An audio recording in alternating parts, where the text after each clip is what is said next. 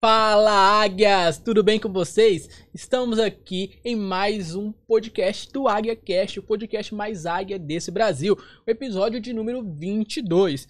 Eu sou o Ivo Ruiz, o cofundador da Consultoria Ruiz. Estou aqui com a Débora, que também é uma das cofundadoras aqui da página. Débora, fala aí com a galera e fala também qual o tema de hoje, né? Isso aí, o tema de hoje é Top FIIs para 2023 e eu já vou pedir o like de vocês porque geralmente eu esqueço, então hoje eu tô bem lembrada, deixem o seu like e para quem ainda não está inscrito no canal, já se inscreve no canal e ativa as notificações para não perder nenhum conteúdo.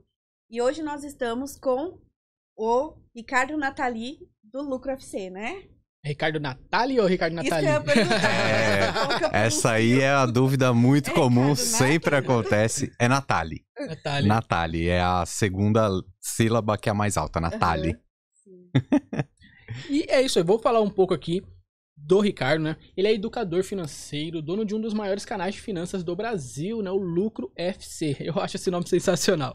Ó, é investidor experiente no mercado brasileiro e norte-americano, criador do Lucro FC, a plataforma referência de investimentos em renda passiva. Se apresenta aí pra galera. Show de bola. Primeiro agradeço pelo convite, estar aqui com vocês. Sempre bom falar de assuntos tão importantes, né, quanto os investimentos.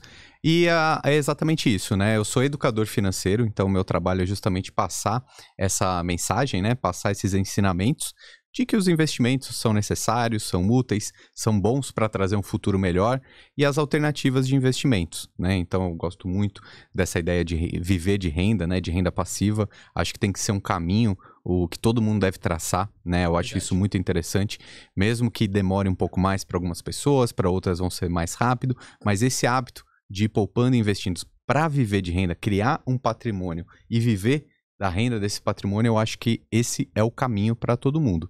E aí, nesse meio campo, a gente vai ter várias opções de investimentos, né? Interessante, a gente pode pensar naqueles investimentos mais seguros, como a renda fixa, aqueles um pouco mais arrojados, como as ações brasileiras, as ações norte-americanas. Os fundos imobiliários são uma ferramenta muito interessante, principalmente para a renda passiva, né? Esse dinheiro caindo na conta todos os meses. Então, quando vai montando aí um mix, uma carteira diversificada, eu acho que vai ficando mais legal para o investidor.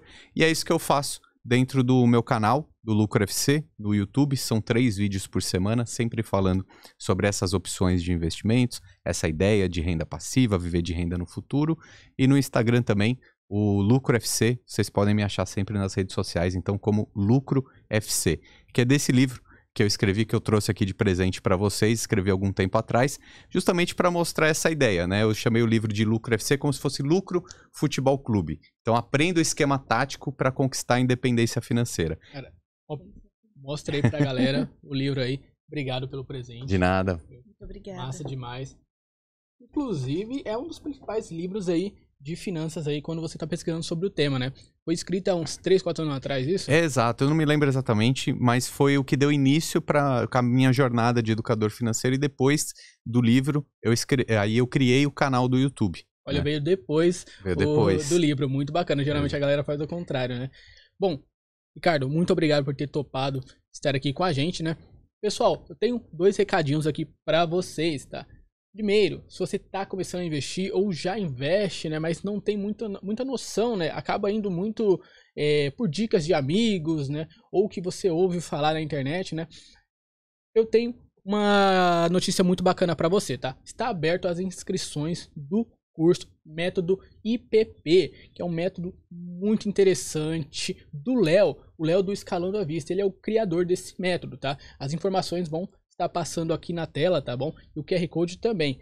E uma promoção muito bacana para você que aproveitar e comprar o curso agora para aprender a investir com esse método, você vai ganhar R$1.000 de desconto. É isso mesmo, tá? Só para o pessoal que comprar no link aqui na descrição, tá? Vai aparecer na tela aqui já já. Deixa eu ver se é isso mesmo. O Método IP você terá acesso a mais de 100 aulas e ainda poderá acompanhar a construção de uma carteira de investimentos real, tá? Essa edição está imperdível, porque você pode contar com um plano de aceleração de resultados. Ou seja, para quem está iniciando, vai ter um acompanhamento de perto ao longo de 12 meses, desenvolvido pelo próprio Léo. Ou seja, além do conteúdo do treinamento, você terá 12 mentorias. Ó, pessoal, não é só curso, não é só aula gravada, vai ter mentoria e acompanhamento também, tá? Tem um desconto aí de R$1.000 para você que tá aproveitando essa promoção agora e tem que correr, tá? Porque as inscrições se encerram no dia 20, tá? Esse vídeo aqui tá indo ao ar agora no dia 15. No dia 20 as inscrições já se encerram, tá? Não vai ter aquela pegadinha, vai deixar mais tempo, não. O dia 20 encerra, então corre lá e aproveita aí essa vaga. E Débora, faz a nossa primeira pergunta aí pro convidado. A Selic atualmente ela tá 13,75, né? Para você, você acha que ainda vale a pena se arriscar nos fundos imobiliários? Legal, excelente pergunta, né? Quando a gente fala de investimento em fundos imobiliários, realmente a taxa Selic influencia muito, né? Inclusive, o que mais acaba influenciando é a tendência dessa taxa Selic, né? Ou seja, ela está numa rota de alta, uma rota de queda ou está andando de lado. Quando a gente consegue perceber algum movimento como esse, isso influencia diretamente na renda variável e nos fundos imobiliários especificamente. Então, se a gente conseguir perceber em algum momento a taxa Selic em rota de queda, esse vai ser um bom momento para comprar os fundos imobiliários, porque aí eles têm uma tendência clara de subir. Foi isso que aconteceu em 2016. A gente tinha um cenário muito parecido com esse. Selic mais ou menos em 14% ao ano. Essa Selic saiu de 14% para 7%. Nesse período, os fundos imobiliários cresceram quase 150%. Caramba! Realmente influencia muito, até por essa questão de procura dos investidores, mas a taxa Selic ela é uma régua de mercado. Tá? Então, isso daí é muito claro. Obviamente, é difícil de encontrar essa tendência, né? Porque se todo mundo soubesse, não teria essa oportunidade, né? Mas ela é sempre um ponto de partida para qualquer decisão de investimento. Até porque, se a gente tem uma rentabilidade de 13,75% hoje, no ativo mais seguro da nossa economia, que é o Tesouro Direto, por que eu devo correr risco em uma outra classe de ativos? Essa é uma pergunta que o investidor tem que fazer e, obviamente, a resposta ela tem que passar pela montagem da carteira de investimentos, porque esse valor de 13,75 não ficará para sempre. O mercado ele é cíclico. Então, hoje, realmente está muito interessante esse investimento mais seguro. Mas, a partir do momento que houver essa mudança de rota, aí sim a gente vai ver a renda variável subindo bastante. Só que quem não se posicionar agora também pode perder essa alta. Né? Por isso que essa mescla dos investimentos faz muito sentido. Nossa, faz realmente muito sentido o que você falou, né? Porque realmente acontece isso, né? Quando a Selic sobe, geralmente a renda variável cai bastante, ou seja, acaba ficando mais atrativa, mais barata, né? Quando acontece um movimento inverso, e aí os ativos se valorizam, né? E quem aproveita essas oportunidades acaba ganhando dinheiro com isso, né? E assim, ações ou fundos imobiliários, qual o melhor para investir nesse momento, na sua visão? Olha, eu acho que as ações e os fundos imobiliários têm a sua função dentro de um portfólio de investimentos individual. Acho que os fundos imobiliários são mais seguros. Tá? Pelo menos essa é a visão que eu trago para a minha carteira de investimentos. Eu gosto daqueles fundos imobiliários mais seguros. Tá? Tem alguns fundos imobiliários que são mais arriscados. Na minha visão, não vale a pena dentro da minha carteira. Por quê? Para correr um pouco mais de risco, aí sim eu vou para o mercado acionário. Porque se a gente pensar em valorização, as ações têm mais potencial de valorizar. Os fundos imobiliários são aquela ferramenta de renda, de pagar dividendos todos os meses. Por isso que eu acho que faz sentido na montagem da carteira, né? Principalmente para aquela pessoa que já quer ter uma renda passiva, já tem um patrimônio grande, já está usufruindo desse viver de renda, né? Então eu acho que essa montagem faz sentido. Os fundos imobiliários são mais seguros, mais estáveis e previsíveis, enquanto as ações têm mais potencial de crescimento e algumas delas também com um pagamento de dividendo.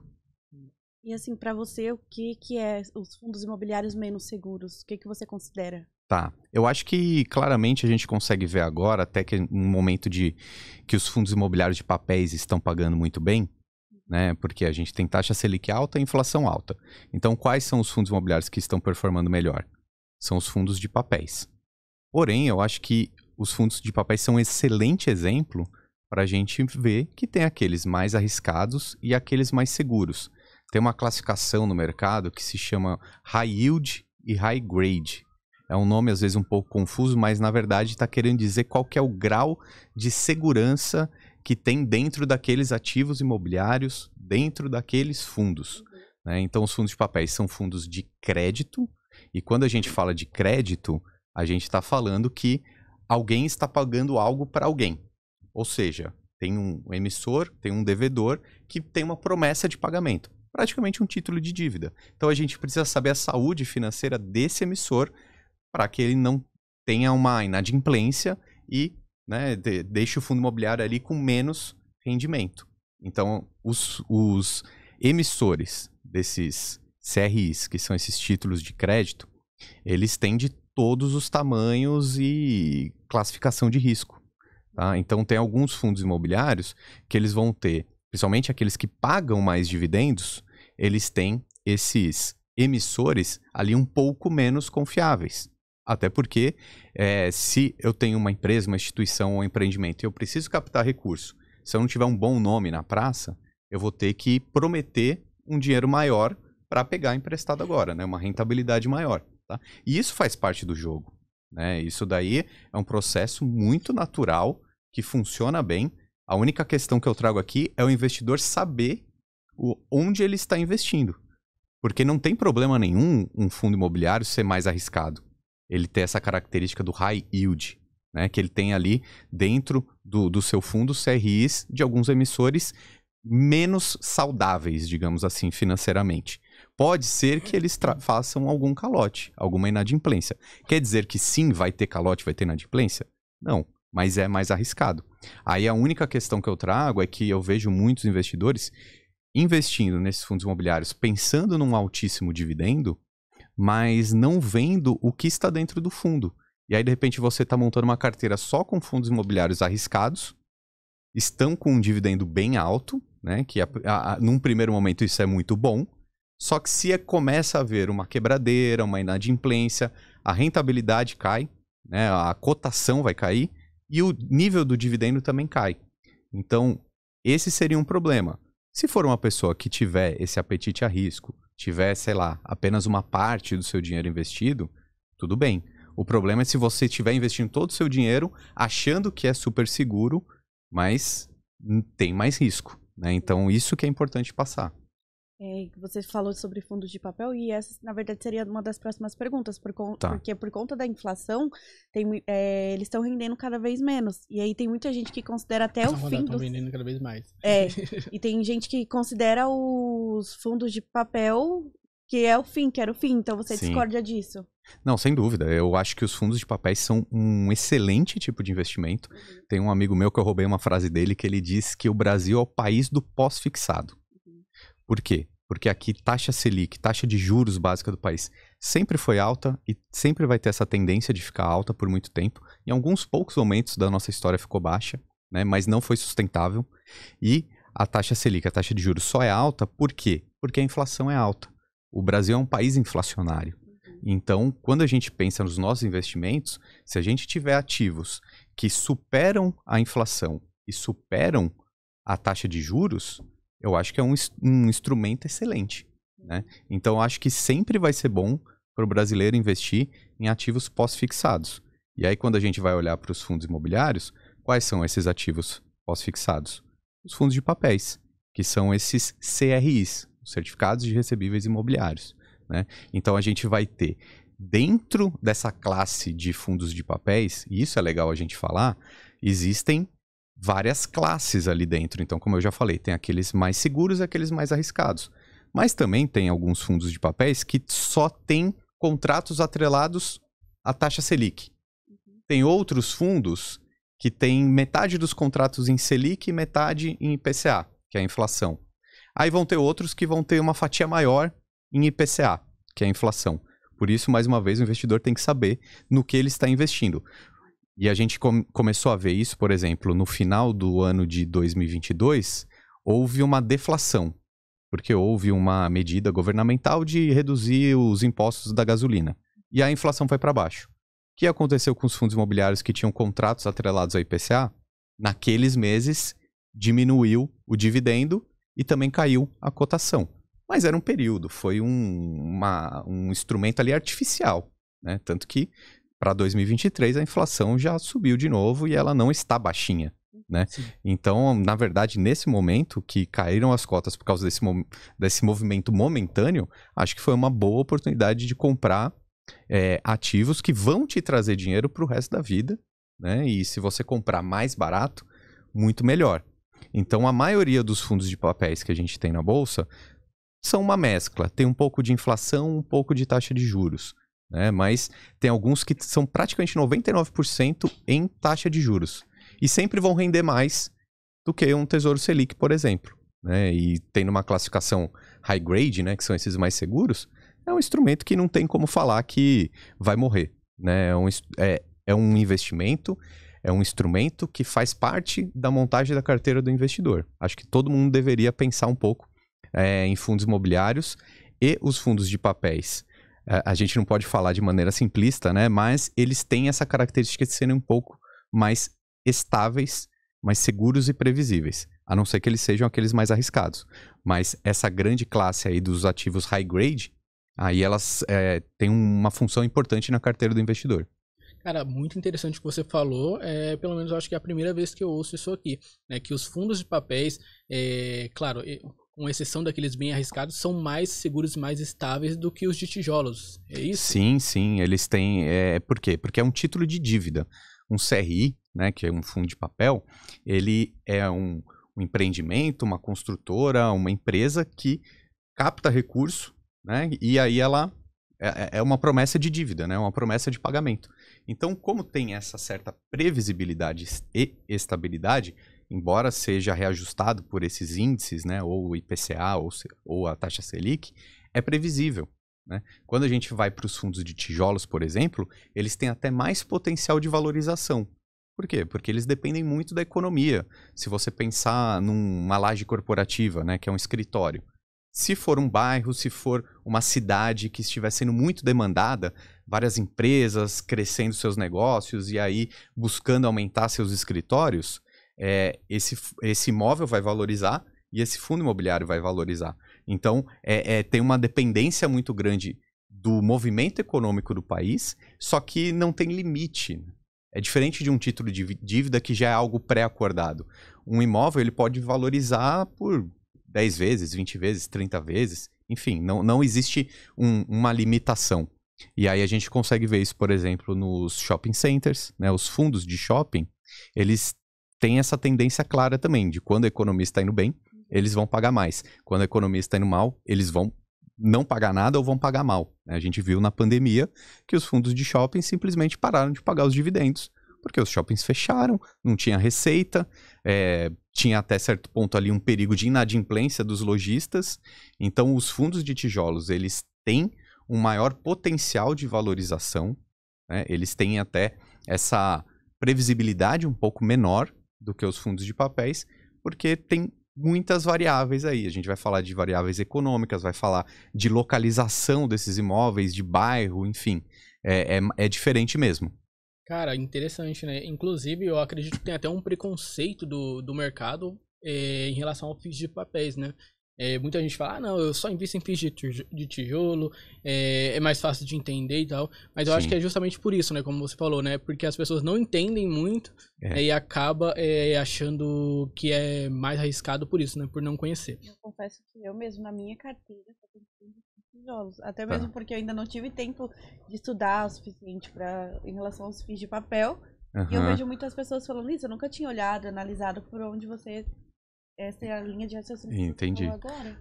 Não, mas sabe que também tem preconceito do outro lado, né? Tem gente que só tem fundo de papel porque paga mais, né?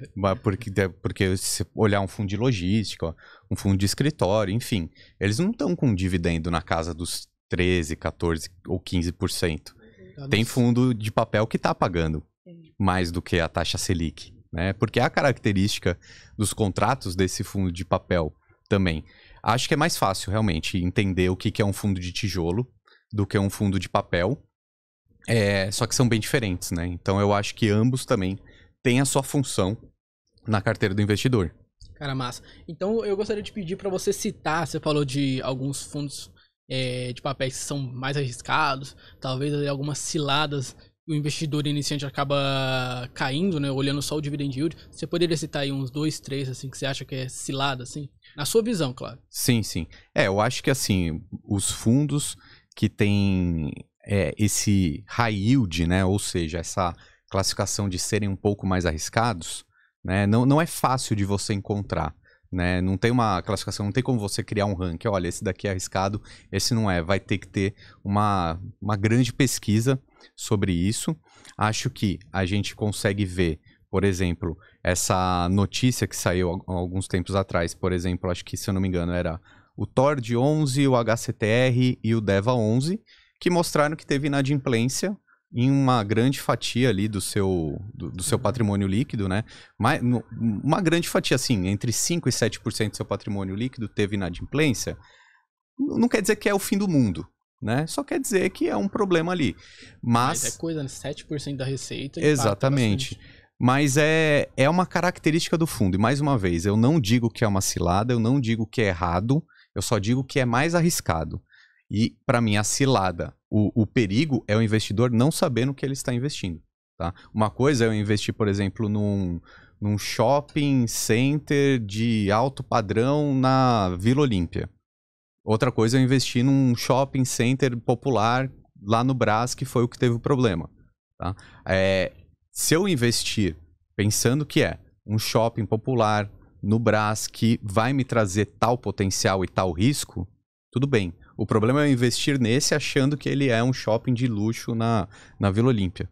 O problema não é investir num fundo imobiliário arriscado. O problema é não saber que ele é arriscado. Verdade, faz sentido. Até porque, completando um pouco a resposta, um fundo imobiliário, se ele tem mais risco, provavelmente ele vai ter mais retorno também. Né? Então, por isso que muitos investidores olham o dividendo e compram. Porque está pagando mais mesmo. Né? Sim, então... E quem entende isso, né, sabe também controlar o risco da carteira. Né? Exatamente. Não vai se expor ali grande parte. Eita, trovão. Não sei se vai captar aí no áudio para vocês, mas acabou de cair um trovão aqui. E aí eu trago mais um ponto aqui, como eu falei, sempre o investidor tem que pensar na sua montagem de carteira. Quando eu trago uma opinião minha, pessoal, que eu não tenho fundos arriscados na minha carteira, é porque dentro do meu jeito de investir, eu quero segurança dos imóveis. Não quero alto potencial de crescimento ou alto potencial de dividendo. Para isso, eu tenho o mercado acionário. Eu tenho as ações no Brasil e as ações nos Estados Unidos. Nos imóveis, eu quero previsibilidade, quero segurança. Quero participar também dos tijolos, do desenvolvimento do país, da cidade, da sociedade. Mas com uma fatia que me deixe confortável. Faz todo sentido. E Águias, antes da gente continuar aqui, tem mais perguntas muito interessantes para fazer para o Ricardo. Já vai deixando o like. Eu vou falar aqui dos nossos patrocinadores, né? Começando aqui com a Nord Research. Se você quer investir em fundos imobiliários e não sabe quais fundos imobiliários escolher, está começando ou não tem tempo de analisar os fundos imobiliários, né? Como a gente está conversando aqui, né? Sobre analisar e estudar, assina o NordFIS, tá? Por apenas, você assinando o NordFIS por apenas R$10 por ano, ou seja, dá cerca de 83 centavos por mês, tá? Assinando aí o NordFIS, você garante aí a carteira recomendada de NordFIS da Nord por apenas R$10 por ano. A promoção tá aqui, tá bom? Na descrição e também vai aparecer no QR Code aqui na tela, tá? O nosso editor Marcão aí colocou Nord Dividendos aqui na tela, tá? Mas vou deixar aí também, então, o Nord Dividendos aqui pelo mesmo valor, por R$10, é como tá passando na tela pra vocês, tá, pessoal? E Débora, fala do nosso segundo patrocinador. É a Coinext. Se você quer começar a investir em criptomoedas, em ativos alternativos, eu vou te dar agora R$10 para você começar a investir. É só abrir a sua conta no link que está aparecendo na descrição desse vídeo. Depositando seus primeiros R$25, você ganha mais R$10 para estar investindo. E Ricardo, agora soltar aí uma bomba. Uma bombinha na tua mão, né? Colocar você um pouquinho na parede aí. Cite 4 top fundos imobiliários de papéis que você acha que tá barato na sua visão. Fundos de papéis baratos hoje em dia tá difícil de achar. Olha a bomba. Na verdade. A bomba já até tocaram ali. A bomba. Tá difícil de achar fundo imobiliário barato, porque os fundos baratos são os de tijolos, que eles estão com uma depreciação lá no preço sobre o valor patrimonial. Né? Os fundos de papéis foram muito demandados ultimamente. Acho que vale a gente fazer o disclaimer também que eu, como educador financeiro, não faço recomendações de investimento, né? É importante a gente falar. Agora, alguns fundos de papéis que talvez ainda estejam um pouco abaixo do seu valor patrimonial, acredito que foram aqueles que sofreram com a inflação no final do ano. Então, por exemplo, acho que o CPTS deve estar abaixo do seu valor patrimonial. O REC 11, o RSR 11, né, o REC-R, acredito que ele também esteja abaixo do seu valor patrimonial. E acho que o MCCI, eu estava vendo esses dias também, está um pouquinho abaixo. E eu acho que o RBRR também deve estar um pouco abaixo. Tá? E esses fundos que eu falei, nenhum deles, na minha visão, tem a característica de serem arriscados. São fundos que dá para a gente olhar e se de repente tiverem num preço realmente bom, alguns têm um middle risk ali. Não são aquele mais seguro, mas também não caracterizaria esses como arriscados. Bacana. Explica aí pra galera já sobre P, sobre VP, né? Preço sobre valor patrimonial. Acho importante. Tá, quando a gente vai analisar um fundo imobiliário, tem uma métrica que ela é bem importante para fazer pelo menos uma primeira análise, que é o P sobre VP, que é o preço sobre o valor patrimonial. Basicamente, o que é isso? O P é o preço que esse fundo imobiliário está disponível para a gente comprar lá na Bolsa de Valores. Então, é a cotação dele. Digamos que esteja ali R$100, tá? Ele é o P, é o preço. E o que é o VP? É o valor patrimonial. Então, é o quanto realmente aquele conjunto de ativos imobiliários dentro desse fundo, o quanto eles valem. O quanto realmente eles valem no mundo real, não na Bolsa de Valores. Então, quando a gente começa a fazer essa divisão, então qual é o preço e qual o valor patrimonial, a gente chega num número, uma métrica, que se ela estiver em 1, quer dizer que está realmente no valor justo. O preço na Bolsa é o preço que esses ativos imobiliários valem no mundo real. Se tiver abaixo de 1, por exemplo, 0,9, esse P sobre VP, quer dizer que esse fundo imobiliário está, digamos, com 10% de desconto do que o valor justo dele. Então, o P sobre VP justo seria 1. Se está 0,9, quer dizer que tem uma diferença de 0,1 ali, né? Seriam 10%. Tá? E o contrário também é verdadeiro. Tem muito fundo que também é negociado acima do seu VP. Então, essa métrica estaria 1,10, por exemplo. Então, quer dizer que ele está mais caro do que realmente valem aqueles imóveis. Então, é uma métrica bem legal de olhar, pelo menos numa primeira análise, e nos fundos de papéis funciona melhor. Tá? Por quê? Porque nos fundos de papéis eles são contratos, são títulos de dívida, é praticamente uma renda fixa ali dentro. E aí isso é marcado a mercado todos os dias. Então é muito confiável o VP de um fundo de papel. Já nos fundos de tijolos, quanto que vale esse prédio que a gente está aqui? Tá? Não tem esse valor diário, não tem essa marcação diária de preço. O que vai ter uma avaliação que normalmente é feita uma vez por ano. Então pode ser que você esteja olhando o VP de um fundo de tijolo hoje, mas a análise, a avaliação do preço desse imóvel foi feita 10 meses atrás. Pode ser que tenha uma alteração. Então no fundo de tijolo realmente tem que olhar com um pouquinho mais de cuidado, embora já seja uma pista, já seja sim um indicador interessante para fazer uma análise, mas nos papéis dá para confiar mais.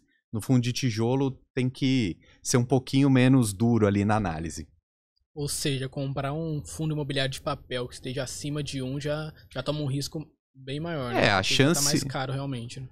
Você vai comprar caro, e aí a chance de você ter uma desvalorização em algum momento, a chance de voltar para o valor justo, a cotação dele, é grande, né? Porque existem essas certas distorções de mercado, né? Quem acompanha fundos imobiliários há mais tempo, lembra que antes da pandemia, né, quando a gente estava mais ou menos lá no final de 2019, dezembro de 2019, todos os fundos imobiliários praticamente estavam caros. Porque teve uma demanda tão grande de novos investidores em fundos imobiliários, estava na moda, todo mundo comprando, e inflou o preço. Então chegou num topo. Muito fundo imobiliário estava caro, estava difícil achar fundo imobiliário num preço justo. Né? Aí veio a pandemia, derrubou o preço de tudo, né? E aí praticamente todos, 3 a 4 meses depois, estavam super baratos.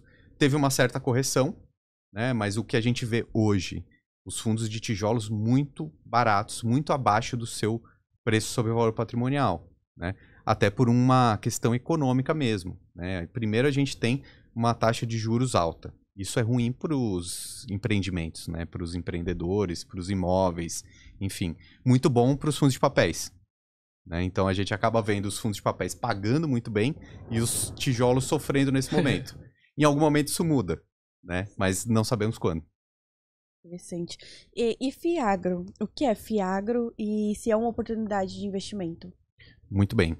Os Fiagros são fundos do agronegócio, né? Eu acho que tem uma certa confusão de algumas pessoas acharem que são fundos imobiliários. Sim. Não são. São classes diferentes. A estrutura deles é muito parecida. Pagam todos os meses, são isentos de imposto de renda. Também são muito parecidos com os fundos imobiliários de papéis, né? Enquanto os papéis, os fundos imobiliários de papéis, têm muitos CRIs dentro, os Fiagros têm muitos CRAs, que também são títulos, são recebíveis, certificados de recebíveis, mas do agronegócio. Não tem nada a ver com imobiliário. E aí, uma primeira análise rápida também, a gente consegue perceber que o setor de agronegócios é mais arriscado do que o setor imobiliário, porque é menos previsível. Um imóvel, ele não dobra, triplica de preço, de valor em um ano, em 6 meses, né? É algo mais devagar, né? Mais estável e previsível mesmo. O agronegócio, ele pode explodir do dia para a noite, né? Ele pode ter algum problema na safra, na colheita, no dólar, na exportação. Então, tende a ser um pouco mais arriscado, tá? Nesse momento, os Fiagros estão pagando muito bem. Por quê? Porque a maioria dos contratos dos Fiagros são atrelados à taxa Selic. E a taxa Selic está alta, o Fiagro vai sempre pagar um pouquinho a mais do que a taxa Selic, porque tem mais risco, né? Também tem alguns contratos lá atrelados à inflação. E a inflação também está alta. Então a gente percebe que os Fiagros estão pagando muito bem, mas é um mercado ainda muito novo, né? Eu acho que precisa se provar um pouquinho mais também, até para a gente conseguir ter um histórico do desempenho das gestões desses fundos, porque é muito diferente você gerir ou você classificar o risco de um emissor do agronegócio do que de um setor imobiliário que já tem um histórico de 10 ou 15 anos. É muito mais fácil de fazer uma análise. Agora, quando você fala no Fiagro, tem que pegar os analistas, os gestores e mandar eles lá pro interiorzão do Brasil para entender bem o que é soja, o que são insumos, enfim, quem é confiável, quem não é, né? Então, olho os Fiagros com um certo cuidado nesse momento, porque eles têm risco e ainda não têm um histórico tão grande para a gente analisar. Por outro lado, como instrumento ali, como estrutura, muito bom, porque é negociado na bolsa, o PIB do agronegócio é muito alto, então tem um grande potencial, paga dividendos, nesse momento estão pagando dividendos muito altos, mas outro sinal de alerta, como tem poucos Fiagros ainda disponíveis, a liquidez ainda é um pouco baixa, a maioria dos Fiagros estão sendo negociados acima do seu preço sobre valor patrimonial. Então os Fiagros, nesse momento, principalmente os maiores, estão caros, embora estejam pagando muito bem. Então vejo um mercado com grandíssimo potencial, mas olho com muito cuidado ainda nesse momento. Nesse caso, não seria melhor, então, investir em ações do agronegócio? Ou é melhor investir em Fiagro, por exemplo? Ou nos dois, o que... Eu acho que aí tem essa característica diferente, porque o Fiagro, como a maior parte dos contratos dele ali dentro são CRAs, tem aquela ideia da previsibilidade também. É um título de dívida, né? É quase uma renda fixa. Se você investir numa ação do agronegócio, você tem o potencial dela triplicar, quadruplicar ou multiplicar por 10 vezes seu tamanho ou falir, ou chegar no prejuízo, né? Então, uma ação seria mais arriscada do que um Fiagro. Interessante. Bacana. E assim, você falou que boa parte, pelo menos os maiores Fiagros, estão caros, né? Mas quais seriam os melhores Fiagros na sua visão, assim? Pra galera estudar, conhecer mais, né? Tá. Eu não tenho investido ainda nos Fiagros, mas eu acho que uma grande ideia de análise e estudar é começar pelos maiores. Então, eu acho que o maior Fiagro que a gente tem na bolsa hoje é o KNCA, que é um fundo da Kinea, que é uma gestora muito competente no setor imobiliário. Ainda não sei se eles são tão competentes assim no agronegócio, mas é um grande indício, né? Se eles são competentes numa área, tendem a ser também em outra. Então eu começaria pelos maiores. O KNCA, por exemplo, é o maior fundo, eu daria uma olhada nele. É algo muito recente, porque eu também ainda não tinha ouvido falar sobre esse tipo de investimento. É muito recente no mercado? Muito recente, se eu não me engano, tem coisa de um ano, um ano e pouco. É uma lei nova, né, que foi aprovada, o desenvolvimento dos FIAGROS. Acho muito legal. Vai ajudar no desenvolvimento também do agronegócio. Por quê? Porque toda a cadeia de produção precisa arrecadar, precisa de recursos para suas produções, colheitas e afim. E o mercado agro-Brasil é muito desenvolvido e já tem os seus meios de captação, mas muitas vezes é empréstimo que eles pegam no banco, ou às vezes até uma espécie meio que de escambo mesmo. Olha, eu produzo aqui e minha parte da colheita, você fica com tanto, né? Então, tá trazendo mais uma ferramenta para o produtor rural se desenvolver e criar o seu plantio e afins. Então, como estrutura, como ferramenta, eu acho excelente. Torço para que realmente seja muito eficiente e começaram com o pé direito. Tá? Para mim, essa é uma visão clara. Porque pegaram toda a legislação e estrutura dos fundos imobiliários que nós, pessoas físicas, já conhecemos e gostamos e encaixaram no setor agro. Então, eles já começaram muito bem, porque já está meio caminho andado. Porque como estrutura, a gente já conhece. Agora, a gente só precisa esperar esse mercado se desenvolver. Eu achei bem interessante, eu vou estudar e eu aconselho que vocês de casa também estudem sobre isso, né? Verdade, bacana, né? E como o Ricardo falou, né? Não são fundos imobiliários porque são diferentes dos fundos imobiliários, investem no agronegócio, né? Exato. Boa parte, pelo menos, deles são CRAs, né? Praticamente tudo. Praticamente, o mercado de FIAGROS está se desenvolvendo na base do que seriam os fundos de papéis, né? Os CRAs, os papéis são os CRIs.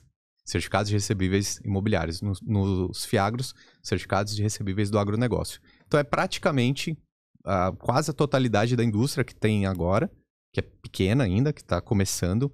A maioria são esses fundos de títulos de dívida, digamos assim, esses CRAs. Seriam um fundo de papéis, praticamente, né? E é interessante que é mais uma oportunidade para o investidor, né? Porque aqui, se a gente for comparar, por exemplo, com o mercado do exterior, lá tem muito mais oportunidade e aqui, infelizmente, a gente ainda não tem um mercado tão grande. Então, é mais uma oportunidade para o investidor diversificar. Isso é o nosso mercado crescendo, né? Não, eu acho isso legal pra caramba, né? E até pro investidor pessoa física comum, né? Que tá assistindo essa nossa apresentação aqui. São opções, são ferramentas que vêm surgindo, né? E isso só engrandece, né? Quanto mais opções a gente tiver, melhor. Mas, obviamente, fazendo aquele grande disclaimer de ninguém investir naquilo que não conhece. Estudar, ir atrás. Sobre renda fixa, você acha que está na hora de investir em renda fixa ou só na renda variável? Eu acho que a renda fixa está bastante interessante. Acho que não tem como fechar o olho para a renda fixa com uma taxa de 13,75% ao ano. Né? Acho que faz parte da montagem da carteira de qualquer investidor. Né? Uma fatia, cada um vai decidir o quanto, mas eu acho que todo mundo deveria ter renda fixa. Lembrando que o Tesouro Direto é o ativo mais seguro da nossa economia. Ele tem prazos diferentes, então a gente tem o Tesouro Selic, que pode resgatar qualquer dia, né? Então, para o curto prazo, para reserva de emergência, é excelente. Agora, se você tem o longo prazo, títulos atrelados à inflação, Tesouro IPCA, por exemplo, eu sou muito fã. Eu acho que é uma ferramenta muito interessante para pensar na aposentadoria, para garantir poder de compra, né? Seu dinheiro cresce acima da inflação todos os anos, e hoje a gente tem uma taxa de mais de 6%. Se você comprar hoje um Tesouro IPCA, ele vai te pagar 6, alguma coisa, 6, alguma coisinha por cento ao ano, mais a inflação daquele ano. Então, são juros reais. É o seu dinheiro crescendo realmente acima da inflação.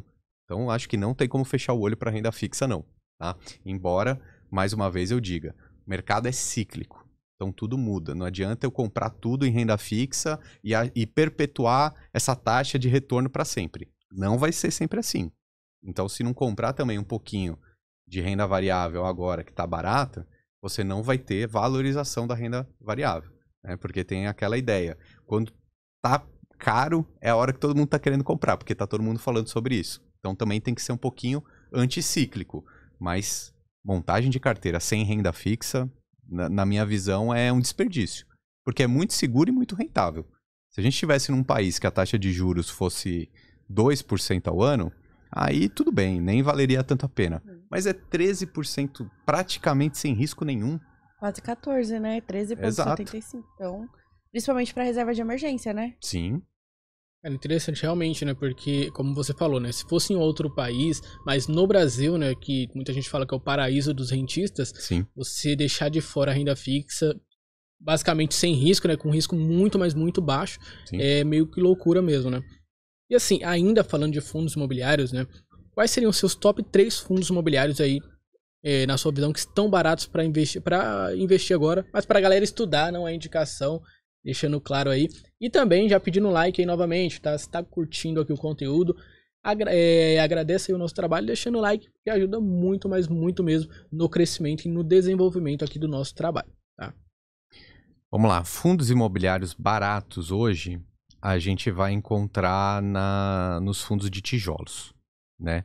Eu gosto muito dos fundos de lajes corporativas, embora eles tenham apanhado muito nesses últimos 2 anos, né? Então, tem fundo imobiliário que está sendo negociado a 0,6, 0,7 o seu valor patrimonial. Caramba. Ou seja, seria um Sem BO desconto nenhum. de quase 30% de um potencial de upside aí para o investidor de quase 30% apenas se voltar ao valor justo, né? Então eu acho que tem muito fundo barato. O JSRE está nessa condição. E por que está tão baixo assim, apanhou tanto? Porque tem vacância, ou seja, tem alguns imóveis que não estão alugados. E obviamente isso é ruim para o investidor, porque se o imóvel não está alugado, não tem essa receita do aluguel, o dividendo não vai ser tão alto. Então, para o curto prazo, realmente, eu acho que não adianta essa visão de comprar esse tipo de fundo imobiliário barato, tá? Porque no curto prazo a gente não vê esse gatilho de mudar assim rápido. É uma construção. Agora, quem tem o longo prazo, acho que vale a pena olhar sim. No setor de logística, tem fundo imobiliário barato também. Se eu não me engano, o XPLG11 está sendo negociado quase com 10% de desconto, né? E é o segundo maior fundo que tem na Bolsa Brasileira. O HGLG, que é o maior fundo que tem um desempenho exemplar ao longo dos últimos anos, esse não está barato. Mas vou deixar essa ressalva aqui para todo mundo. Não olhe só os fundos baratos. Olhe também os que têm muita competência e histórico de retorno. O HGLG, por exemplo. O HGRU, que é um fundo de renda urbana. Então, ele também tem desempenhado muito bem, tem imóveis muito, muito bons. Acho legal o HGRU, é um case diferente, né? Por que a gente fala renda urbana? Porque ele não é nem escritório, nem logística. Eles são prédios na cidade. Então, ele tem como inquilino Pão de Açúcar, se eu não me engano, escolas, faculdades. Então, onde a localização, ponto, ele é muito importante para essas empresas. Então, são imóveis que eles tendem a ter um aluguel por muito tempo e se o inquilino sair, facilmente ele vai ser realocado, né? Alocado para outra instituição. Então, acho que vale a pena ficar de olho. Cara, interessante, eu ia pedir para você explicar do HGRU, né? Esse tipo de fundo, você já explicou aí. Bacana, interessante, né? E tem muita gente... Desculpa cortar. Eu só ia perguntar, não entra residencial, né, nele, no HGRU? Não entra residencial. A classe de residencial em fundos imobiliários no Brasil é muito pouco desenvolvida ainda, né? Eu nem acompanho tanto porque tem poucos fundos e eles não têm até um valor patrimonial tão grande assim. E é engraçado até olhar, porque no mercado americano, os fundos residenciais são muito gigantescos. Bombam, né? É verdade. Bombam muito, né? Mas aqui no Brasil, por enquanto, ainda não caiu na graça. Eu acho que é porque também tem muita questão legislativa, né? Que o risco é muito maior, né? Porque se o inquilino deixa de pagar, ele dificilmente vai ser despejado, né? Entra em processo. A legislação acaba dificultando muito para quem aluga nesse setor, né? Acho que as classes mais desenvolvidas que a gente tem aqui são os de lajes corporativas, que são os escritórios, que praticamente começou a indústria só com escritórios. Hoje nem é mais tão queridinha assim, né, de todo mundo. O setor logístico, né, galpões logísticos, centros de distribuições próximos a grandes capitais. Esse daí é muito bom também. Shopping center é uma classe bem desenvolvida, né? Eu acho que dos fundos de tijolos são as principais classes, aí a gente tem muita coisa de renda urbana, tem alguma coisa de até hospitais, tem alguma coisa residencial também, mas eu acho que essas classes são as maiores. Interessante. Eu ia perguntar, ia falar assim, tem muitos investidores, até novos, que chegam na bolsa e acabam olhando só o PVP. Até a gente mesmo fala bastante sobre PVP e acaba perdendo oportunidade. Por exemplo, nos fundos de tijolos, como você mesmo estava falando, tem uns que foram colocados há 10 meses atrás, podem ter sido colocados. O que analisar, então, em um fundo, no caso agora eu tô falando sobre mais os tijolos mesmo, ao se investir? O fundo de tijolo, ele tem como o principal ponto, de repente não é nem tão fácil de achar assim, mas é a qualidade do imóvel. Então precisa saber se o imóvel tem qualidade técnica mesmo, né? Se ele é bom, a estrutura dele. A localização é fundamental num fundo de tijolo. Então se for um fundo de logística, por exemplo, ele tem que ser um galpão bom, que sirva para as empresas que vão utilizá-lo e que seja próximo a alguma grande capital, né? Se ele tiver essas características, provavelmente ele sempre vai ter inquilino, então sempre vai ter esse dividendo entrando e provavelmente ele vai conseguir reajustar esse contrato para frente. Então, por quê? Muita gente quer aquele imóvel, assim também com os escritórios e mesmo os shopping centers. Então, a gente consegue ver isso. Eu acho importante também ver histórico da gestão, né? Então, desse fundo, de outro fundo, os gestores foram competentes, tem um histórico de muitos anos, né, trabalhando nessa área. O preço ele importa, então se ele tiver num preço bom, olhando para o valor patrimonial, e aí eu acho que vale fazer essa análise aí um pouco mais trabalhosa também, de olhar quando foi feito esse laudo do valor patrimonial, foi há 10 meses, foi há 12 meses, foi mês passado, né? Então, acho que vale acompanhar isso. Isso dá para ver no relatório gerencial que os fundos disponibilizam todo mês ou a cada 3 meses. E, de repente, até ficar olhando também algumas notícias do mercado imobiliário mesmo, fora os fundos imobiliários, se aquela região, aquele bairro, quanto que está o metro quadrado daquele bairro, né? E aí você consegue comparar com o VP do fundo de tijolo que você escolheu, né? Você vê se está justo. E... Você ia perguntar alguma coisa? Não, eu ia falar, é interessante porque geralmente a galera fala, analisa, né, a localização, mas não explica como você vai analisar se é bem localizado ou não. Exato, você consegue ver através do mercado físico mesmo. Liga na imobiliária e pergunta quanto tá, né? Interessante.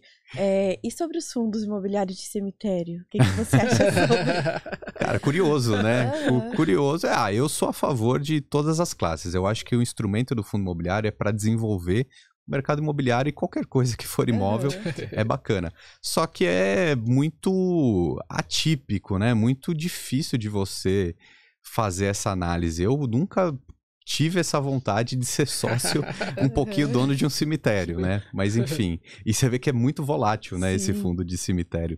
Enfim, não é uma classe, um setor que eu esteja de olho.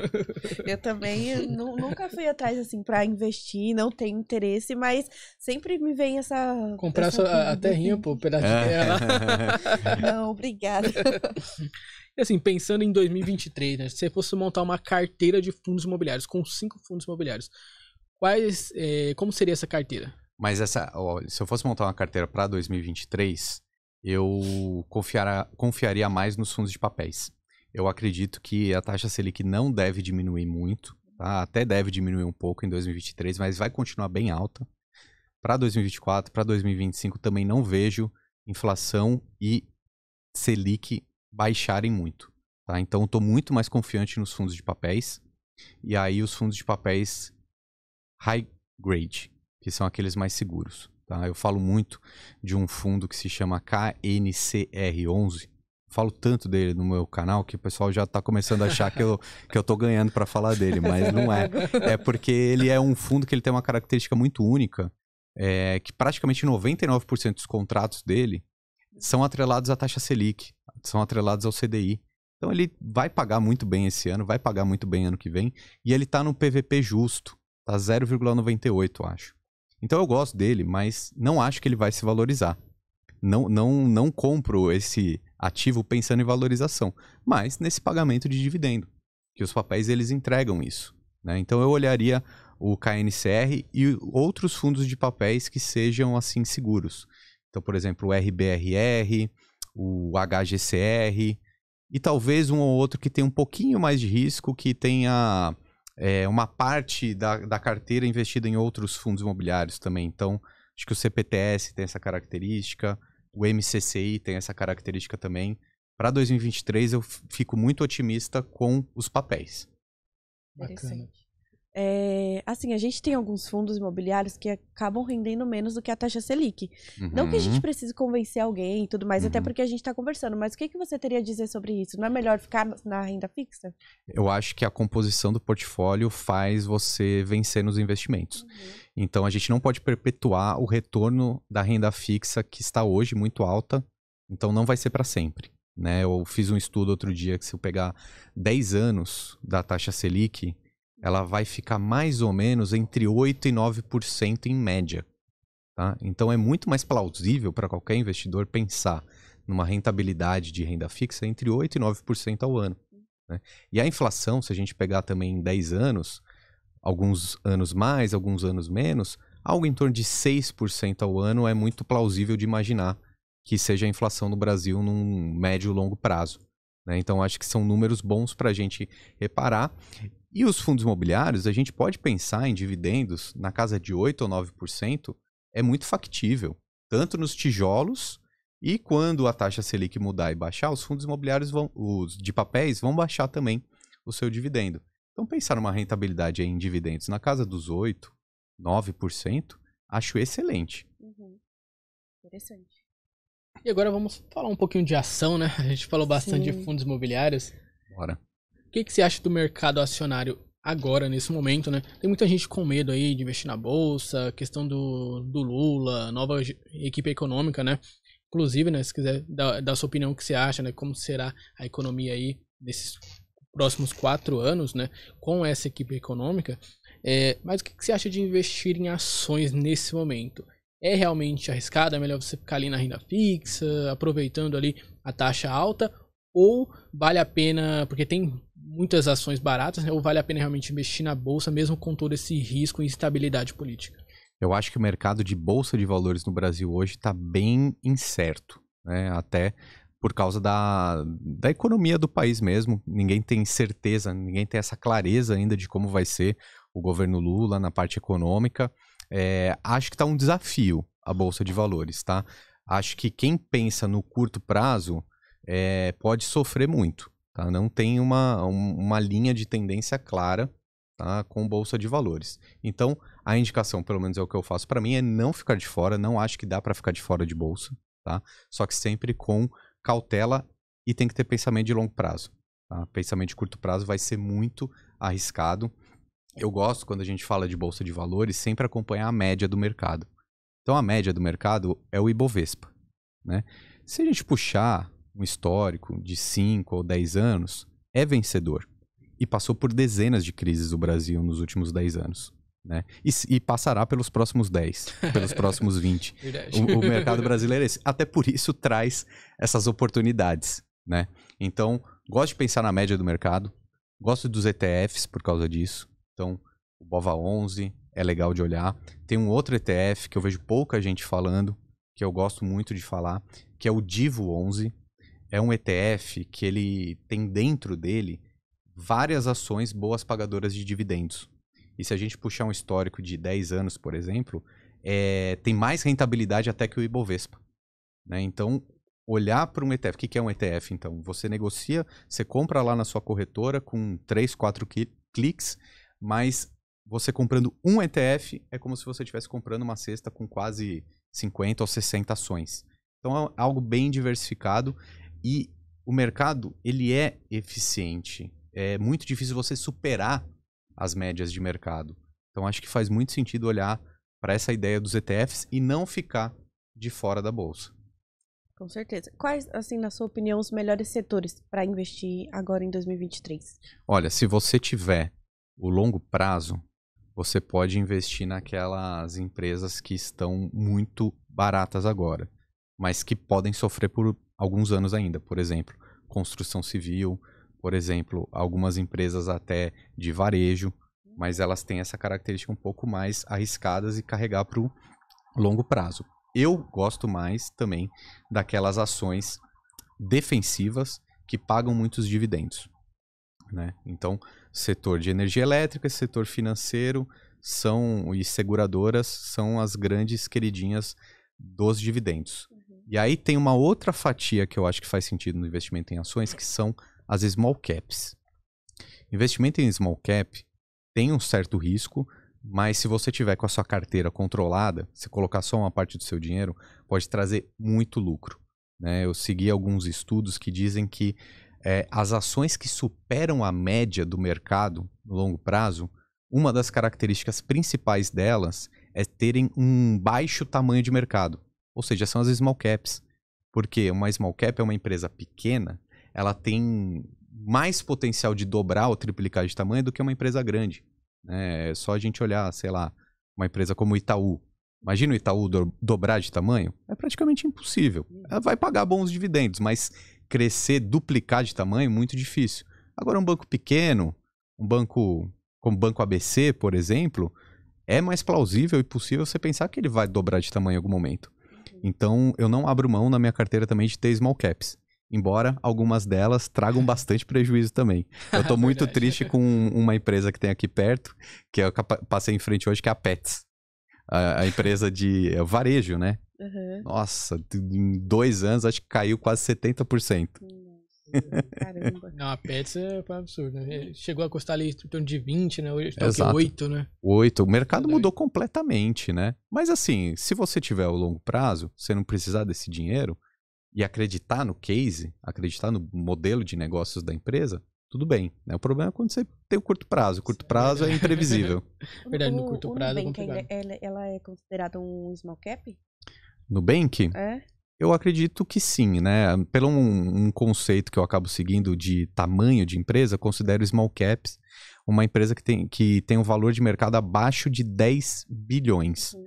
Não sei de cabeça quanto que o Nubank está valendo. Acho que talvez já tenha ultrapassado. Eu também não sei. Eu acho que de Cresceu dólar, bastante. porque ela agora tá cotada em dólar, né? Então, É porque se cresceu eu não me bastante, por engano, isso que eu se eu não me pergunto se engano, ainda é tá small 20 cap. bilhões de dólares. Ah, não. Então ela não é mais small cap, então. Mas você acha que é uma boa oportunidade? Porque é uma empresa do setor financeiro e que, apesar de já ser grande, ter crescido, até mesmo por isso que eu ainda perguntei se ainda é small cap, né? Porque cresceu bastante. Se é uma boa oportunidade ainda. Olha, Ou, na verdade, ainda não. Se é uma boa oportunidade, né? eu acho que o Nubank é uma boa empresa, ela é inovadora, ela é transformadora. O que ela fez aqui no Brasil, eu acho que é louvável, né? Tá entre os maiores bancos do Brasil, sendo que a gente sabe que o setor financeiro no Brasil é praticamente 5 bancos, né? Então ele conseguiu achar o seu espaço. Eu particularmente não investiria, né? Porque ela, até quando fez o IPO, estava um valor super alto, porque estava sendo negociada. Um banco, mas sendo negociado com múltiplos de uma empresa de tecnologia, né? Então, e até caiu depois disso. Eu acredito que pode ser um case interessante. Eu admiro mais como empresa do que como um potencial de rentabilidade nas ações, porque não acho que deve crescer tanto a cotação, porque já está num preço alto, e não sei se ela vai ser, se a Nubank vai ser tão lucrativa assim, né? Não é uma empresa que está no meu radar. E assim, você falou de small caps, né? Quais seriam, assim, as suas top 2, 3, 4 small caps, assim, que 2, você 3. gosta? 2, 3, fala quantas você saber, quiser. né? Sei. Às vezes, você falou Olha, da Pet, não sei se você ainda acha uma boa opção. Exato, olha, as small caps eu acho que são interessantes, mas tem esse adendo que em momentos de crise elas caem muito mais. Elas caem muito mais do que uma ação normal, então tem que ter um pouquinho mais de estômago Tem mesmo. a Marco Polo ali na carteira, a gente só apanha. Tá? Ó, uma ação small cap que está na minha carteira hoje é o Banco ABC, né? O setor financeiro eu acho muito competente no Brasil, né? E é um dos principais que a gente tem na bolsa. Então é uma empresa que eu acho que tem potencial de crescer e paga já bons dividendos. Se eu não me engano, está na casa de uns 6 ou 7%, né? Tem um potencial, tem um analista que trabalha comigo lá no Lucro FC, que ele até recomendou para o público lá. Lembrando mais uma vez que eu não faço recomendações, né? Só estou usando alguns exemplos aqui. A Pets é uma empresa que eu gosto, né? Não me desfiz dela, né? Eu acho que o setor de varejo está apanhando e vai continuar apanhando, mas não acho que a Pets seja uma empresa que que possa quebrar. Né? Eu acho que isso que é o principal ponto quando você investe no varejo, é o medo de alguma empresa quebrar, né? Como aconteceu com Americanas e tudo mais. A Petz eu acho que não, ela é um pouco mais estável, assim, ela é um pouco menor, né? Então não é um monstro tão grande assim para cair de uma vez só. Né? E aí ela tem esse potencial de ir crescendo em outras cidades e ela tá num mercado que tende a crescer, né? Que é esse mercado de pets, né? De animaizinhos de estimação, e ele não é dominado ainda por ninguém. Então eu acho que tem um bom caminho a seguir, só que o setor de varejo tá muito difícil, com taxa Selic alta, só quando tiver algum gatilho para mudar, né? Então é isso. Que mais que eu posso pensar em small cap? Eu gosto da Vivara também, é uma empresa, ela não é tão grande, a Vivara acho que também é comércio, né, mas é de ouro, é um pouco mais alta renda, é uma empresa que eu gosto bastante, não fez o IPO não faz muito tempo, e ainda está entregando bons números, né, é algo que está na minha carteira. Vamos ver, eu gosto sempre de olhar minha carteira sempre de 2 em 2 anos. Cada ação que eu brinco que é isso. Cada ação que eu compro, eu não compro pensando em tirar ela em menos que 2 anos. Né? Então aí quando bate 2 anos, aí eu vou olhar de novo. Tem gente que olha de 2 em 2 horas. Aí eu vou olhar e vou pensar, será que ela entregou o que tinha que entregar, o que eu esperava? E olhando daqui pra frente, né? Acho que é um exercício que faz sentido. É interessante. Mas literalmente eu tô falando que tem gente que olha de 2 horas, é exagero. A Carol gosta da Petz também, não é? Sim. Ela também tem investe Petz. na Petz. Ela mostra o Simple lá, sabe a Carol? E eles investem na Petz, ela e o Simple, né? Assim, continuando falando sobre ações. O que é melhor? É ações de crescimento ou ações de dividendos? Acho que as duas têm funções diferentes na carteira, né? Pensando em crescimento, eu gosto das ações small caps. Pensando em dividendos, eu acho que tem muita coisa boa também. Né, setor de energia elétrica, principalmente, quase todas as ações que tem na bolsa são boas, né? A gente vai olhar a Taesa, Transmissão Paulista, Semig, excelente. Setor bancário, acho muito bom. Itaúsa, Bradesco, acho que agora caiu, mas vai pagar bons dividendos. Porto Seguro também paga super bem. Enfim, pensando em dividendos, o Brasil é muito bom, né? A gente tem excelentes opções.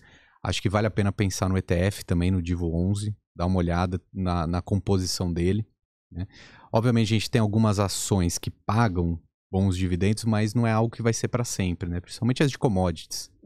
A Vale pagou super bem, Petrobras pagou super bem, Gerdau pagou super bem, mas é algo que depende do mercado externo, aquele ano foi muito lucrativo, então ele dividiu dividendos com a gente, mas não é algo que eu compraria para uma carteira de dividendos, né? A própria setor agro, né, tem uma ação que chama Brasil Agro, que paga dividendos enormes, mas é cíclico, né? Depende de uma venda, de uma colheita, da venda de uma fazenda, enfim.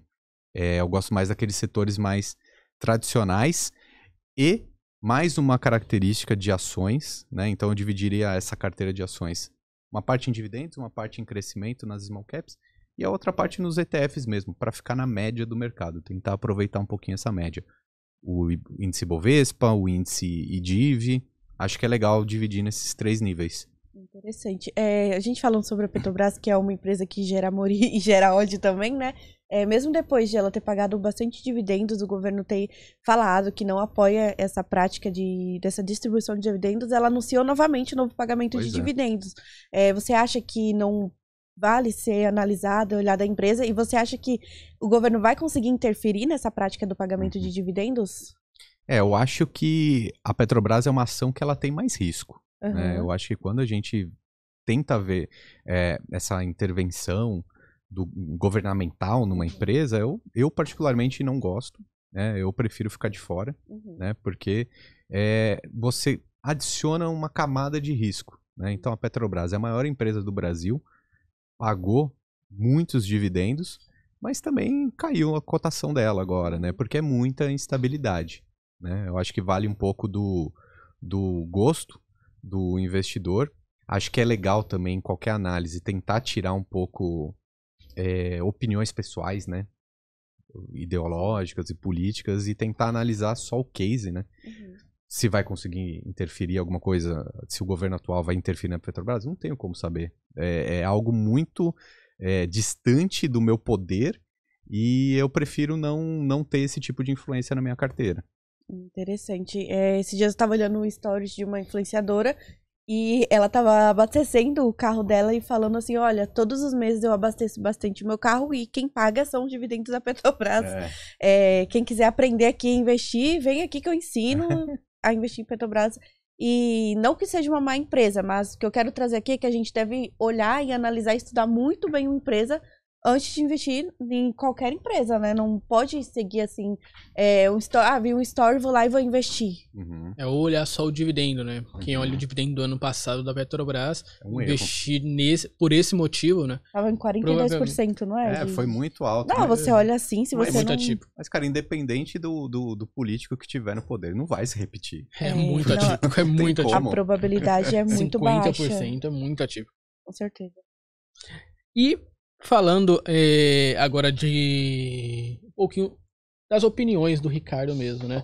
Se a gente te desse R$1.000 agora, na mão aqui, 1.000zão, como você investiria esse dinheiro assim? Se eu tivesse R$1.000 para investir agora... Isso para receber dividendos, né? Investir para receber dividendos. Agora mudou tudo. Ó, se eu tivesse R$1.000 para investir hoje, a princípio, eu tentaria usar primeiro a mesma lógica que eu uso para minha carteira que tem mais dinheiro, que é dividir uma parte em segurança e uma parte um pouco mais de risco e mais potencial de ganho. Né? Então eu colocaria cerca de 70% em ativos mais seguros. Então eu colocaria ali em renda fixa, provavelmente, um pouquinho só em fundo imobiliário. E 30% colocaria em fundos imobiliários, um pouco mais arriscados, e ações. Mas eu começaria pelo ETF. Por exemplo, o Divo 11, que já é uma grande média de boas ações pagadoras de dividendos. Colocaria essa parte mais arriscada. Agora, se eu só tenho R$1.000, eu vou colocar para investir pensando já em ter uma renda passiva, eu acho muito pouco. Porque esses R$1.000, mesmo que eu conseguir 10% de rentabilidade, não vai ser um dinheiro que vai me fazer muita influência no meu dia para eu comprar alguma coisa, né? Então eu acho que assim, se eu só tenho R$1.000, eu pensaria em construir mais patrimônio do que pensar em dividendos logo de cara. Ou seja, investir ali em ativos que tenham mais potencial, né, de crescimento. Exatamente. Bem seguros uma parte, porque se eu só tenho R$1.000 também, eu preciso ter uma certa estabilidade com esse dinheiro e deixar ali 30% para tentar crescer ele. E assim, tem muita gente e alguns influenciadores que até falam, não investiria esse dinheiro. Eu pegaria e investiria em conhecimento. O que você acha sobre isso? Olha, eu acho que todo mundo tem que montar sua carteira de investimentos. Tá? Eu acho que isso daí é algo que eu defendo muito, que quando você vai fazer o seu planejamento mensal, você reserve uma parte para os investimentos. Investir em conhecimento, cara, é sempre ótimo. Só que uma coisa é você ver na teoria e outra coisa é você ver na prática. Não adianta ficar só na teoria. Então eu acho que o próprio investimento, ele é um aprendizado. Por isso que eu até defendo que nem precisa colocar todo o seu dinheiro na reserva de emergência até você ter um ano de patrimônio ali. Vai colocando 70%, 80% em ativos bem seguros, mas coloca um pouquinho ali num fundo imobiliário, numa ação, até para você conhecer mais. Né? Eu concordo. Eu também não concordo com essa parte de, eu só investiria se eu tivesse mais de 10, 20 mil reais. Imagina só uma pessoa que ganha um salário mínimo que tem R$100 todos os meses, esperar chegar a um patrimônio de 20 mil reais. Ele não vai investir nunca. Não vai investir. Eu já recebi comentários de pessoas que se sentiam completamente congeladas porque estavam numa regra de de reserva de emergência. Eu preciso ter 6 meses ou um ano do meu salário investido para começar a conhecer um investimento em fundo imobiliário ou em ações. A pessoa estava desanimada. Acaba desanimando. Então mesmo. eu acho que tem que investir a maior parte, sim, em segurança, em reserva de emergência. Não é descartável, precisa sim ter uma reserva de emergência. Embora cada pessoa saiba o que é uma emergência para você, né? De repente um empreendedor é muito diferente de uma pessoa que é CLT, né? Um empreendedor sempre corre mais risco, né? Então você determina um valor, sim, a maior parte para investimentos mais seguros, só que já vai colocando um dinheiro ali na bolsa de valores até para você aprender, né? Você usa aquilo para o seu conhecimento. Quando você tiver um dinheiro maior, você já vai saber o que fazer. E aí corre até menos risco. Imagina uma pessoa que esperou. Aí tá lá, ele conseguiu acumular 50 mil reais. E agora? O que é que eu faço com 50 Aí mil imagina reais? que perde. E aí, Imagina e fala assim, agora eu vou comprar uma ação. Perde agora eu tudo vou do dia pra comprar, noite. exatamente. Não vai saber, não tem experiência, Não não vai tem ter tempo de experiência. mercado. Não, e às vezes você até erra ali a operação. Você clica em comprar, em Eu vender. já comprei. Não é? Eu já fui vender, se eu não me engano, comprei, ou foi o oposto, Então, assim, já. todo mundo já clicou errado. Já ali. clicou errado, exatamente. Já fiz isso, ia comprar, e aí vendi, E e acabou aí acabei vendendo. errando, porque eu comprei de novo aí deu day trade. Então, total. Você vendeu, você queria comprar e você vendeu. Aí você fez uma operação vendida. Você praticamente tá. Aí você compra Tá de fazendo novo, aí trade. fez day trade, aí tem que declarar o lucro. Ok, aí você Nossa. vendeu mais baixo porque você vendeu ao preço do mercado e comprou um pouquinho, uns centavos mais alto também, porque você Nossa, aí acaba complicando mesmo. Antes de você Pode falar, prosseguir, tranquilo. pessoal, vou pedir aí novamente o like, tá? É muito importante aí pro nosso trabalho, né? E a gente sempre esquece, então o número de likes acaba ficando muito baixo, né? Então deixa o seu like aí e também um comentário, né? Com a sua opinião aqui sobre essa entrevista ou dicas de novos convidados, dicas de perguntas, né? É muito importante aqui ouvir você. Ricardo, antes da Débora fazer a pergunta dela, você chegou a comentar ali, né? E eu fiquei curioso para perguntar, né? Essa questão aí da Americanas, né? Todo esse rombo assim. Você vê outras empresas na bolsa assim com muito risco assim, como Americanas, né? De acontecer coisas parecidas. Não sei, o pessoal até estava especulando sobre Ambev, né? Outras pessoas estavam especulando aí sobre Magalu, né? Que podia quebrar. Qual a sua opinião? Eu acho que o que aconteceu com as Americanas foi algo que pegou todo mundo de surpresa, mas é preocupante, né? Esse certo risco de crédito, né? Que pode acontecer com outras empresas também. Acho bem complicado. Não vejo, por exemplo, a Ambev com esse problema. Acho que a Ambev ela é uma empresa que tem muito mais caixa, né? Eu acho que ela não deve passar por essa situação. O setor varejista ele é muito mais complicado, porque ele tem margens mais apertadas, né? Não vejo também a Magalu passando por esse problema. Algumas outras empresas já têm dado sinais aí bem negativos. Aconteceu com a Marisa, as lojas Marisa, né, também. Ela já está começando a ter uma conversa, talvez, de uma recuperação judicial, que seria muito ruim, né, óbvio, mas taxa de juros alta, assim, para uma empresa que já não está tão bem, é difícil sobreviver, né? Ela precisa de criatividade mesmo, né? Teve um problema com um fundo imobiliário que é a Tokstok. Ela deixou de pagar um aluguel, né, em um mês de fevereiro, mas pagou o de março. Então, não sabemos ao certo o que está acontecendo com a saúde financeira dessa empresa, né? Mas acende um sinal de alerta. Muita gente falando da Light, né? Uma empresa lá no Rio de Janeiro, que também de energia, né? De energia. E a Oi, né? A Oi acabou de entrar em recuperação judicial de novo. De novo. Então, Nossa, gente. tem alguns sinais de alerta, né? Que são preocupantes, né? Pode ser que alguma outra empresa venha a ter algum problema. E a Marisa é grande, né? A Marisa é grande. Agora, quanto a Tokstok, eu não julgo porque eu fiz isso com a minha conta de energia. Me ligaram cobrando a conta, acho que de março. Eu paguei. Isso foi no ano passado, não sei se foi o março. Eu paguei janeiro, fevereiro, abril, maio, junho, de tudo. Mas em março eu não paguei. E aí, meses depois, me ligaram cobrando a conta. Mas eu falei, como assim? Eles falaram, não, você não pagou. Mas se isso mostra que eu esqueci, né? Eu paguei abril, maio, junho, julho, todo o resto. E a de março eu não paguei. Então eu não julgo a Tokstok. A Light, né? Não, foi a Tokstok que deixou de pagar foi? Um aluguel. Deixou de pagar um aluguel e pagou do mês posterior, não foi? Então, então eu não julgo. Não, mas ali tem pelo menos uma centena de pessoas que... Né? Pra não deixar esquecer, né? Não, isso sim, com certeza. Sobre o Bradesco, na sua opinião, tá barato? Vale a pena investir? Tá um BOzão aí no Bradesco, né? Muita gente comentando aí. Tá um BO. Não, o Bradesco, ele caiu muito, né? Nos últimos dias. Muita inadimplência, né? Teve problema por causa do caso das Americanas, mas a carteira de crédito do próprio Bradesco, né? Trouxe problemas.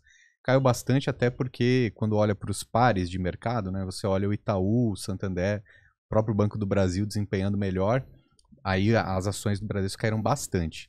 Acho que baratas estão, né? Eu acho que não é essa a dúvida, acho que está barato. A questão é, será que ele vai voltar a trazer o lucro que ele trazia antes? né? Se a gente compara com o Itaú costuma pagar mais dividendos e costuma crescer mais, né? Então, é uma análise ali, é um jogo que o investidor tem que fazer, do tipo, vou comprar mais barato, porque aí aumenta o meu upside, só que é uma empresa que talvez esteja com um pouco mais de problema do que uma outra parecida do mercado, ou vou nessa que já está líder de mercado, já está sendo mais eficiente, né? É uma balança que o investidor tem que fazer. Acho que o Bradesco está barato, sim. Acho que ele se recupera, tá? Mas na minha carteira eu prefiro Itaú, porque já se mostrou mais eficiente. E Banco do Brasil? Banco do Brasil também está super barato, está entregando muito bem, só que tem o risco político, tá? Eu acho que tem esse asterisco. Para mim não é descartável esse risco, tá? Eu não gosto de investir em empresas estatais, porque eu acho que a gente tem várias boas opções na bolsa. Mesmo o Banco do Brasil, tá barato, mas tá sempre barato. Parece que não vai. É pior que é, né? Ele tá sempre ali abaixo do preço do valor patrimonial, mas é porque também o que muita gente não entende, né? Realmente, tá barato. Mas esse barato ali é porque tem um risco que o mercado coloca no preço, né? E sempre terá. Então, você acha que o Brasil algum dia vai deixar de ser incerto? Então é complicado, né? Com certeza. O upside ali tá meio mascarado, não é tão grande o upside, porque ele sempre vai negociar abaixo por conta do risco que tem. Exatamente, mas embora tenha pagado bastante dividendo, né? Isso mostra competência, né, da própria gestão. Então, tem potencial? Tem. Mas eu acho que você falou certo. Não é o upside tão grande assim. Né? Isso. Se ele tá negociando ali 0,7, não quer dizer que ele vai subir 30%, né? Então tomar esse cuidado aí é muito importante. Mas eu gosto da gestão do Banco do Brasil. Claro, muita coisa pode mudar no Brasil, né? Mas a gestão atual vem rentabilizando muito melhor do que os outros grandes bancos do país, né? Inclusive, eu queria perguntar para você, agora não é um banco, mas é a holding que controla o Itaú, né, sobre a Itaúsa, que está cotada aí a R$8 basicamente, né? Qual a sua visão sobre a empresa e se a R$8 está barato? Geralmente ela é negociada ali em 10, 12, né? O que você acha? Eu acho que a Itaúsa tem um histórico bem grande e sendo negociada próxima a R$8, eu acho bastante barata, né? Até porque se a gente puxar um histórico, parece que a Itaúsa anda numa margem, né, entre 7 e 13 reais. E por ser uma empresa historicamente boa pagadora de dividendos e tendo essa clareza, né, ela sempre foi e ela diz que sempre será uma boa pagadora de dividendos, é muito importante comprar barato, né? Quem comprar a R$8, proporcionalmente vai ter um dividendo maior do que quem comprou a 13. Né? Então é bem importante esse tipo de empresa que paga dividendo, que tem essa função na carteira do investidor, comprar barato, né? Então eu acho que a Itaúsa, ela fez novos investimentos ali, tem mais empresas dentro da sua carteira. Pode ser que algumas delas ainda não estejam no momento de ajudar com os dividendos, mas a empresa ela claramente tem essa função, né? Então é uma holding muito competente, que tem essa função de pagar dividendos, acho que desempenha muito bem, eu gosto. E comprar barato é fundamental. Ricardo, uma dúvida, né, que alguns seguidores têm em relação ao dividendo, né, dividend yield e a bonificação, né? E se seria correto, por exemplo, ano passado a Itaúsa pagou cerca ali de 6% de dividend yield, né, mais 10% de bonificação. Seria correto ali o investidor pensar assim, ela pagou então 16% ali no total? Ou não é bem assim? Eu não sei se a conta matemática ela é tão simples de fazer, mas, poxa, se ela aumentou a carteira do investidor ali em mais 10%, quer dizer que ele vai ganhar para sempre mais dividendos, né? Então, embora não possa cravar aqui para você, foi 16% de dividendo aquele ano, mas você acumulou mais patrimônio, você acumulou mais ativos que vão te trazer retorno para sempre, né? Eu acho que quem pensa em dividendos também tem que pensar nisso, é uma máquina de fazer dinheiro. Você está acumulando mais ativos para que isso traga dinheiro para você sempre, enquanto você for dono dessa ação. Você vai ganhar ali pelo menos, digamos assim, né, se ela pagar o mesmo do ano passado, pelo menos 10% a mais ali, porque você vai ter 10% a mais de ação, né? Exatamente. Exatamente. Eu tô pensando uma coisa aqui, você já fez day trade? Já fiz. Eu acho que o day trade ele é algo que ele é tentador, né? Ele chama atenção. principalmente para quem tá começando. Sim. Eu fiz quando tava começando, obviamente me arrependo, porque eu só perdi Eu dinheiro. acho que eu vi um vídeo seu no seu canal sobre como que você saiu do day trade pra investir buy and hold. Sim, eu tinha um amigo que ele investia na bolsa, né? Só que ele fazia essas operações de curto prazo. E aí é muito, muito tentador mesmo, chama muita atenção, né? Então, às vezes para algumas pessoas é até a porta de entrada mesmo dos investimentos. E eu lembro que eu comecei a investir, comprei uma ação, comprei outra, e às vezes tinha ganho, né? Mas às vezes quando perdia tudo que eu já tinha ganhado antes, né? E aí eu comecei a pensar, cara, não deve ser assim, né? Eu lembro que teve um dia que eu fiquei muito bravo, decepcionado, assim, porque eu seguia recomendações de fórum, assim, da corretora. E aí o analista pediu para entrar numa operação lá, era para comprar Uzi Minas. Até lembro. Quando chegasse na cotação tal, era a entrada gatilho de compra. Aí eu nem esperei chegar no gatilho e já comprei, né? Falei, já vou comprar logo. E aí o negócio começou a cair. Começou a cair. Eu perdi 3 mil reais. Caramba. Nossa, eu fiquei desesperado, assim. Eu voltei pra casa querendo bater a cabeça na parede. Ligou na corretora? Nossa, aí eu falei, cara, eu podia pegar esse dinheiro e viajar pra algum lugar. Nossa, dinheiro. Mas aí nesse dia eu falei, cara, eu não vou mais perder dinheiro. Como é que faz, né? Aí eu fui buscar mais informações e falei assim, cara, você não precisa comprar e vender no mesmo dia. Não é isso o investimento. Né? Você pode comprar uma ação e ficar com ela. Eu nem sabia que eu podia ficar até o dia seguinte com uma ação. Caramba. Sério? Aí eu comprei, por exemplo, a ação da Ambev e fiquei lá, tava caindo. Eu falei, não vou vender, o que acontece? Aí não vendi.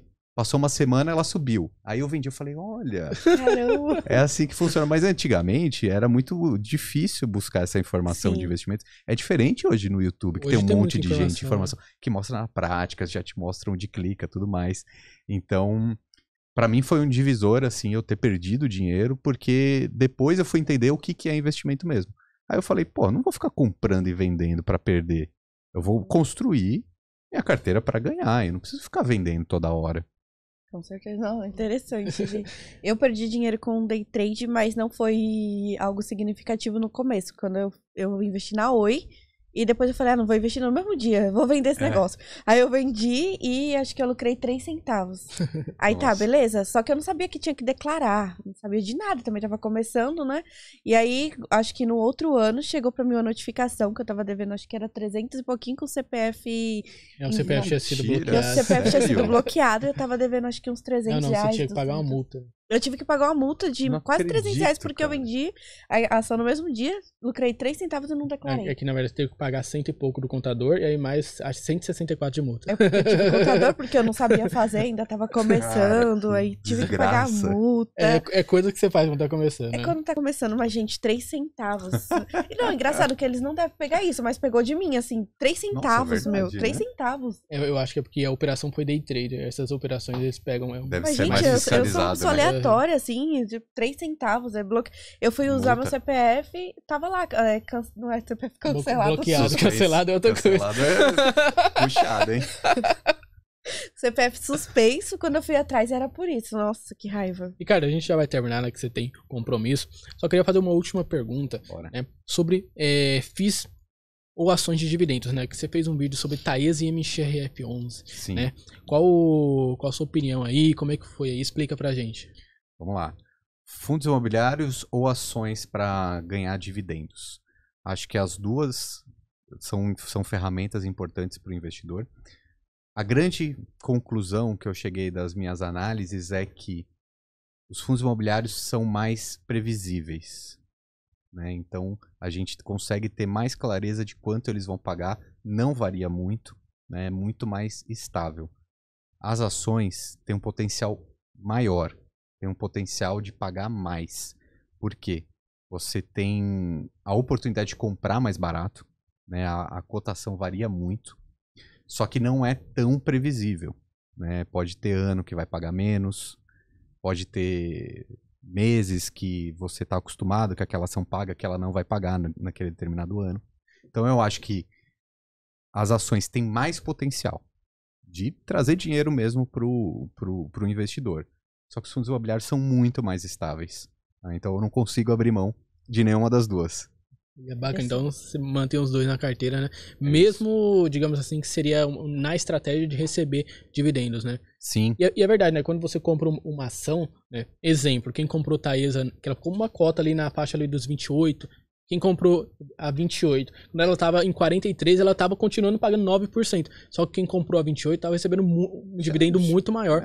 O dividend on cost ali, né? O quanto Isso. você pagou, cara, ultrapassa os 20%. Então, assim, isso depende... ali é um reloginho também, né, a É. Taesa? Então, é um reloginho também. Só que aí, esse é o ponto, né? Das ações, quando tem uma crise, o mercado tá tudo vermelho, tudo caindo, é hora de comprar ação pagadora de dividendo. Porque você tá comprando ali naquele momento, aumentando seu pacotão. Quando o mercado voltar, beleza. Você tá ganhando dividendo em cima de uma cotação baixa que você comprou. Verdade. Agora, o fundo imobiliário não costuma acontecer isso. O Anda muito mais próximo. mercado já é mais eficiente ainda dos fundos imobiliários. Até porque se você pensar um imóvel, ele não mexe tanto de valor assim todos os dias. Uma empresa realmente pode mexer tanto de preço. De repente, chega mês que vem, não tem mais lucro, não vende nada. Aquela empresa, obviamente, vai passar por problemas. Às vezes ela está alavancada. Então, uma empresa, ela é muito mais volátil do que um imóvel. E os fundos imobiliários e as ações também. Né? Então eu gosto dos dois, mas o que eu gosto muito dos fundos imobiliários é essa previsibilidade. Então o preço importa. Renta, né? O preço importa muito. O preço importa muito, né? Cai por terra, então, aquele ditado, não, preço não importa, centavos não importa, principalmente quando você tem muito. pouco. Acho que importa, né? Concordo. É uma briga, né? O pessoal faz uma polêmica. Na verdade, todo mundo tem os seus argumentos, né? Sim. Mas eu acho que o preço importa muito. Eu também concordo. Bom, a gente tem um quadro aqui que se chama Águia ou Pombo, né? É parecido com aquele para quem você tira o chapéu. Eu vou falar algumas situações aqui. Você vai dizer se essa situação é uma situação águia, né? Ou seja, você tiraria o chapéu, ou se é uma situação pombo, né? Você não gosta, não concorda. Quem investe a reserva de emergência em renda variável? Águia ou pombo? É pombo. Investe pensando no longo prazo. É águia. Não investe em renda fixa, apenas em renda variável. Pombo. Investe apenas em ações e não fundos imobiliários. É a polêmica. Pra mim é, né? Então... Segue dicas no YouTube para investir. É pombo. E esse foi mais um Águia Cash com o Ricardo aqui, Lucro FC. Quero agradecer demais a presença de você que ficou até aqui apoiando o nosso trabalho. Débora, dá um recadinho final aí pra galera. Depois o Ricardo também vai dar o dele. Pra você que ainda não deixou o seu like, deixa o seu like, se inscreve no canal e vai seguir o Lucro FC lá nas redes sociais, que a gente vai deixar na descrição desse vídeo. Porque vocês sempre perguntam, qual a rede social? Não esquece de deixar, então a gente vai deixar aqui na descrição do vídeo o Instagram, também o YouTube. Tem mais redes sociais? Olha, ultimamente Instagram e YouTube. Eu tô pensando nas outras. O Instagram e o YouTube vai ficar, então, na descrição desse vídeo. Abre um TikTok aí. Eu fiz ontem um TikTok. Coloquei 2 vídeos lá. Vamos ver como é que começa essa história. E cuidado com os fakes. Pelo amor de Deus, o Instagram tá bombando de fake. Não fica acreditando em promessa de dinheiro por direct, não, hein? E por isso já vê a rede social dele na descrição. Assim, a rede que a gente vai deixar na descrição. Pra facilitar, às vezes eu deixo a roupa, só que pra facilitar agora eu tô deixando o link, porque a pessoa já clica no link e vai direto pro Instagram. E aí pode deixar o seu recado final. Não, agradeço o convite, legal tá aqui batendo esse papo. E é isso, né? Me sigam lá nas minhas redes sociais, vivemos de likes e comentários, então estamos lá. No YouTube são 3 vídeos por semana, no Instagram também estou sempre por lá, e é isso. E o livro, né? Tá disponível na Amazon? O livro não está na Amazon, mas tem o meu site, você pode procurar no site que lá tá à venda, chama livro.lucrofc.com.br. Show de bola, ou qualquer dúvida, chama ele lá no direct, no Instagram, ele manda pra vocês o livro aí, pessoal, super indico. Ricardo, brigadão aí. Valeu. Por ter topado. Obrigado. É isso, águias. Vamos voar!